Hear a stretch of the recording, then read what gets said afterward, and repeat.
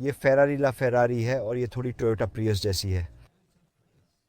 हाँ देखिए, ये पेट्रोल से चलती है लेकिन एक इलेक्ट्रिक मोटर से सप्लीमेंट होती है। लेकिन प्रियस के विपरीत इसका इलेक्ट्रिक मोटर इकोनॉमी के लिए नहीं है, ये परफॉर्मेंस के लिए है। वास्तव में इस कार का इलेक्ट्रिक मोटर प्रियस से ज़्यादा पावरफुल है। मैं ला फेरारी का रिव्यू करने वाला हूं, लेकिन उससे पहले इस चैनल को सब्सक्राइब करें और बेल आइकॉन पर क्लिक करके नोटिफिकेशंस ऑन कर दें ताकि आपको हमारे अपलोड की सूचना मिले। चलिए इस रिव्यू की शुरुआत डिज़ाइन की बात से करते हैं। इस एंगल से ये थोड़ी किसी एंग्री इंसेक्ट की तरह दिखती है। मुझे लगता है डोर मिरर्स इसे एंटेना वाली बनाते हैं। जाहिर है ये एक स्टिंजी इंसेक्ट होगी। देखो ये रेड है और थोड़ी स्कैरी दिखती है सामने से, बहुत F1 जैसी। ये फ्रंट स्प्लिटर यहाँ लगभग रेडिएटर्स के लिए वेंटिंग की तरह। ये बहुत पर्पसफुल दिखती है। सारी लाइंस, सारे क्रीजेस, सारे वेंट्स वे साइड में कुछ करते हैं। बहुत अच्छे व्हील्स हैं। जाहिर है आपके पास फेरारी एम्बलम के साथ सेंटर लॉकिंग नट्स हैं। फिर से स्वूप्स, हवा को जहाँ ज़रूरत है वहाँ भेजते हुए। यहाँ के एयर इनटेक्स हवा को रेडिएटर्स में भेजते हैं। मैं आपको ये भी दिखाना चाहता हूँ, देखिए क्लासिक हाइपरकार बटरफ्लाई डोर्स अंदर जाना काफ़ी आसान बनाती है। चलिए पीछे की ओर चलते हैं। ये वेंट्स यहाँ हवा को इंजन में भेजते हैं और फिर आपके पास क्लियर इंजन कवर है जहाँ आप वह देख सकते हैं। ब्यूटीफुल V12 सर्कुलर लाइट्स के आसपास, और आप उस ग्रिड्स के थ्रू वर्किंग्स भी देख सकते हैं। हमारे पास कार्बन फाइबर है, यहाँ एक डिफ्यूज़र, ये हिलता है, ये एक्टिव है। तो ये कार 124 माइल्स पर आवर पर 90 किलोग्राम्स का डाउन फोर्स पैदा कर सकती है और ये ड्रैग कम करने में मदद करता है, लेकिन इसे रोड पर प्लांट रखता है। लेकिन कॉर्नर्स में ये डाउन फोर्स को 360 किलोग्राम्स तक बढ़ा सकता है ताकि ग्रिप में रियली मदद मिले। कुछ फीचर जो मेंशन करने लायक हैं वो ये हैं। आपके पास एक फॉग लाइट है जो फार्मूला 1 कार की ब्रेक लाइट जैसी दिखती है और रियर व्यू कैमरा भी हाउस करती है। इसके अलावा यह रियर स्पॉइलर वास्तव में बाहर निकलता है और एयर ब्रेक के रूप में भी काम करता है। जहाँ तक एग्जॉस्ट की बात है, मैं आपको ये दिखाना चाहता हूँ क्योंकि वहाँ रियल एग्जॉस्ट्स हैं तो वे कार वाइज स्टिकर ट्रूथ को पास करेंगे, लेकिन उनके पास ये सराउंड है जो उन्हें बड़ा दिखाता है। ये थोड़ा अपने पैंट्स में सॉक डालने जैसा है ताकि आपका खुद का पाइप बड़ा दिखे। वैसे आपको कौन सी अल्टीमेट फेरारी का लुक पसंद है? 288 GTO, F40, F50 एंजो या यह ला फेरारी? अपना वोट देने के लिए ऊपर पॉप आउट बैनर पर क्लिक करें। यहाँ अंदर से ला फेरारी बहुत ही स्पोर्टी लगती है, लेकिन एंजो की तरह पूरी तरह से रेसिंग कार जैसी नहीं। यहाँ बहुत सारा कार्बन फाइबर है स्टीयरिंग व्हील पर भी। लवली अल्कंटारा जो इसे थोड़ा लिफ्ट करता है। बैठने में काफ़ी कम्फी चीज़ है। ये मॉडर्न लगता है और वाव, आपको स्टीरियो और एयर कंडीशनिंग भी मिलता है। वहाँ वेंट कंट्रोल्स हैं, एयर वेंट्स खुद जेट आफ्टर बर्नर्स जैसे कूल लगते हैं। ये छोटा डायल आपके इंफोटेनमेंट स्क्रीन को कंट्रोल करता है जो राइट साइड पर है। आप डिस्प्लेस को कॉन्फ़िगर कर सकते हैं, लेकिन ऑब्वियसली डिस्प्ले इस ह्यूज रेव काउंटर से डोमिनेट होता है। रेड लाइन 9000 RPM पर है। अब हम स्टीयरिंग व्हील पे आते हैं। ये स्क्वायर है और आपको शिफ्ट अप लाइट्स मिलते हैं। हॉर्न भी एक्चुअल स्टीयरिंग व्हील रिम में एम्बेडेड है। सुनो, ओह मैंने खुद को शॉक कर दिया। आप यहाँ lights, indicators, wind screen wipers को स्टीयरिंग व्हील पर कंट्रोल कर सकते हैं। एक स्टार्ट बटन है। एक सस्पेंशन बटन भी है जो स्पोर्टी ड्राइविंग के लिए सस्पेंशन को हार्ड नहीं करता, ये वास्तव में बम्पी रोड्स पर जाने के लिए इसे सॉफ्ट करता है।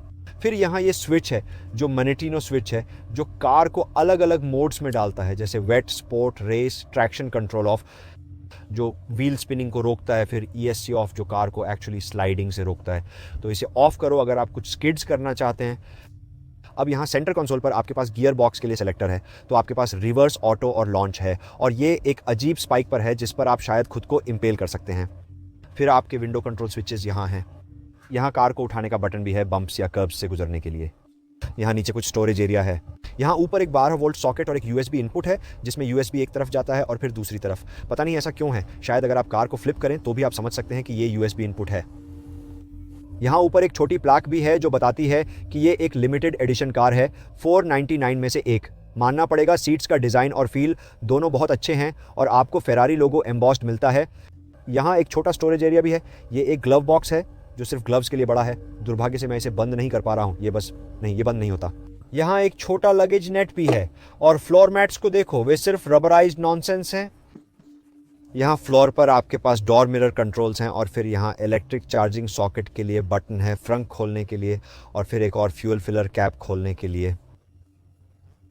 इस कंट्रोल का उपयोग करके आप डिजिटल डिस्प्ले के लेफ्ट साइड को कंट्रोल कर सकते हैं जिसमें ट्रिप टाइम्स और सारी रेसिस चीज़ें हैं। रेसिस चीज़ों की बात करें तो ये सीट सुपर कम्फी हैं, लेकिन वे फिक्स्ड हैं। अगर आप कंफर्टेबल होना चाहते हैं और आप थोड़े शॉर्ट या टॉल हैं तो आप वास्तव में पेडल बॉक्स को अपनी तरफ या दूर मूव कर सकते हैं इस लीवर को उठाकर, और फिर बेशक आप स्टीयरिंग व्हील को मूव कर सकते हैं, और इसमें काफ़ी मूवमेंट है जैसा कि आप देख सकते हैं। अब अपेरेंटली ला फेरारी में रूफ एंजो से लगभग 30 mm ऊंची है, और इसका मतलब है कि अगर आप नॉर्मल साइज के हैं तो आप वास्तव में इसमें हेलमेट पहन सकते हैं। जगह जगह कुछ और टचेस हैं, जैसे डैश पर यहाँ इटालियन फ्लैग। यहाँ ऊपर कार्बन फाइबर में कुछ बटन्स भी एम्बेडेड हैं, जैसे कार को लॉक करने के लिए या अलार्म को ऑफ करने के लिए अगर इसे टो करने की ज़रूरत हो क्योंकि आपका फ्यूल खत्म हो गया है। रियर व्यू मिरर काफ़ी अच्छा लगता है और ये कार्बन फाइबर से बना है। कुल मिलाकर बैठने के लिए एक बहुत ही अच्छी जगह है। इसमें बहुत इमोशन है, बहुत स्टाइल है, क्वालिटी अच्छी लगती है, और ये सरप्राइजिंगली बस कम्फी है। जब आप फ्रंक खोलते हैं तो आप सोच सकते हैं, एक मिनट, यहाँ कोई फ्रंक नहीं है। अरे यहाँ है, देखो ये नीचे है। हालांकि ये बहुत बड़ा नहीं है, बस इतना ही है। देखो ये आपके पास है,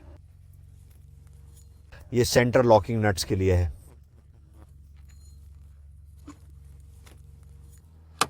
और बस इतना ही है। तो यहां हमारे पास ला फेरारी का इंजन है।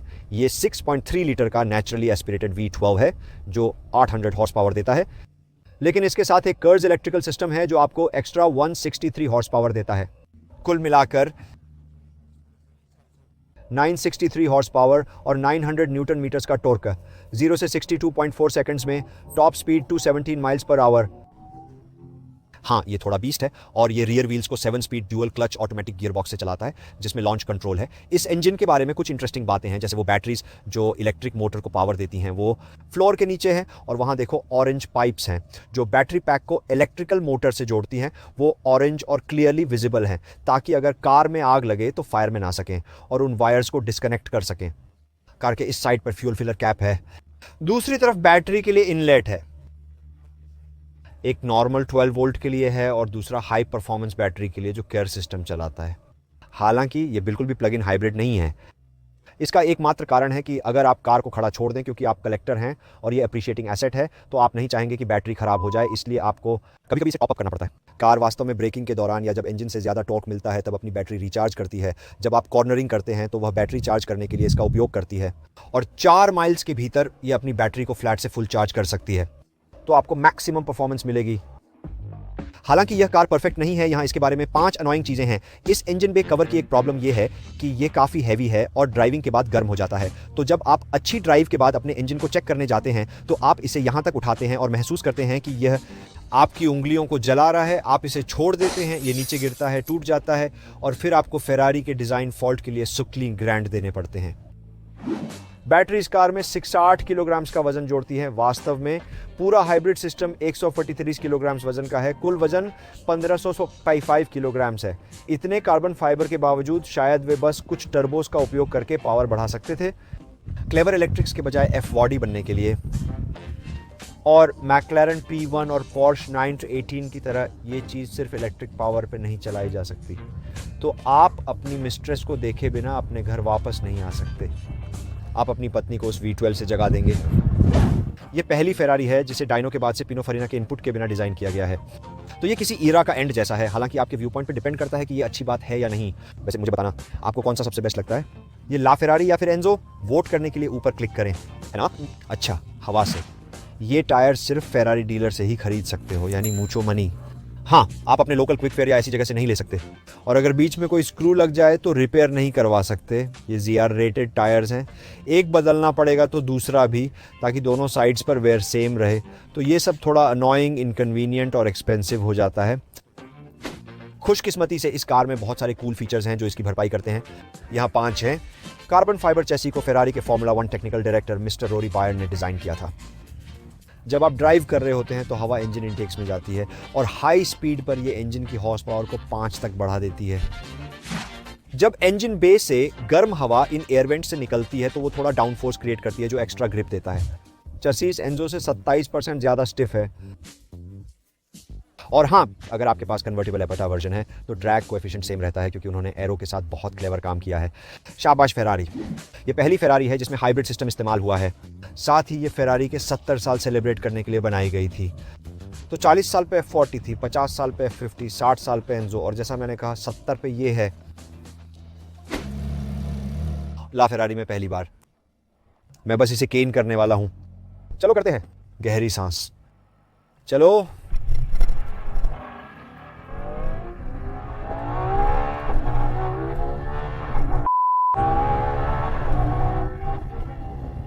ये बहुत स्पीड है, ये बहुत ज़्यादा ब्लडी स्पीड है।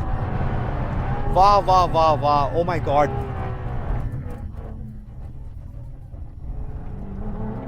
ओह, जिस तरह से ये उठती है, क्योंकि वो कार सिस्टम आपको वो बूस्ट दे रहा है। अब मैं एक रनवे पर हूँ तो मैं हैंडलिंग को इससे ज़्यादा एक्सप्लोर नहीं कर सकता, वो थोड़ा अंडरस्टीरी था वहाँ।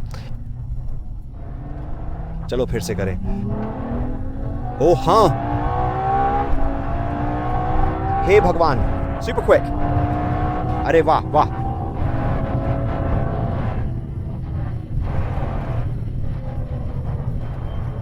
खैर, वो बॉक्स डेफिनेटली टिक हो गया। ठीक है, मैं आपको क्या बता सकता हूँ, मुझे अपने ब्रेन को वापस गियर में लाने दो। तो मैं जो करने जा रहा हूँ वो है थर्ड गियर। इसे 50 माइल्स पर आवर पर रखूंगा। देखते हैं क्या होता है जब मैं यहाँ से फ्लोर करता हूँ। वाह, शिफ्ट लाइट्स के लिए भगवान का शुक्र। बस इतना ही काफी है।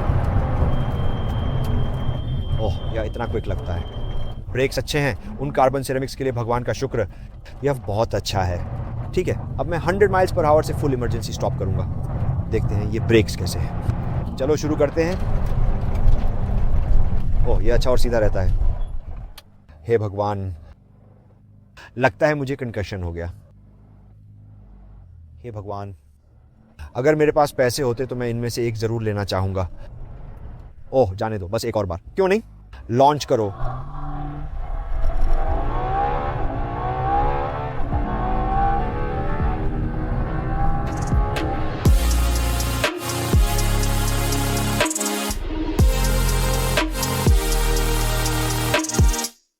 फिर ला फेरारी पे मेरा फाइनल वर्डिक्ट क्या है? क्या आपको इससे बचना चाहिए? क्या आपको इस पर विचार करना चाहिए? क्या आपको इसे शॉर्टलिस्ट करना चाहिए? या आपको सीधे जाकर इसे खरीद लेना चाहिए? खैर हाँ, अगर आप अफोर्ड कर सकते हैं तो आप सीधे जाकर इसे क्यों नहीं खरीद लेते? या फिर आप P1 या 918 स्पाइडर लेना पसंद करेंगे? कौन सा? ऊपर पॉप आउट बैनर पर क्लिक करके अपना वोट दें। मैं ये फैसला आप लोगों पर छोड़ता हूँ, मुझे ये अच्छा लगा। फिर मिलेंगे। हे गाइस, मुझे उम्मीद है आपको वीडियो पसंद आई। अगर आई तो इसे थम्स अप दें। साथ ही मैं एंड्रू को बड़ा थैंक्स कहना चाहता हूं कार रिव्यू के लिए अरेंज करने के लिए। अब अगर आप वहां क्लिक करें तो आप उनका चैनल देख सकते हैं और कुछ जीतने का मौका पा सकते हैं। हाँ गाइज, आप हमारी नई लैम्बोर्गिनी अवेंटाडोर S रोडस्टर में 1 घंटे की फ्री ड्राइव जीत सकते हैं और आपको एक फ्री मैकबुक एयर भी मिलेगा। तो वहां क्लिक करके चेकआउट करें।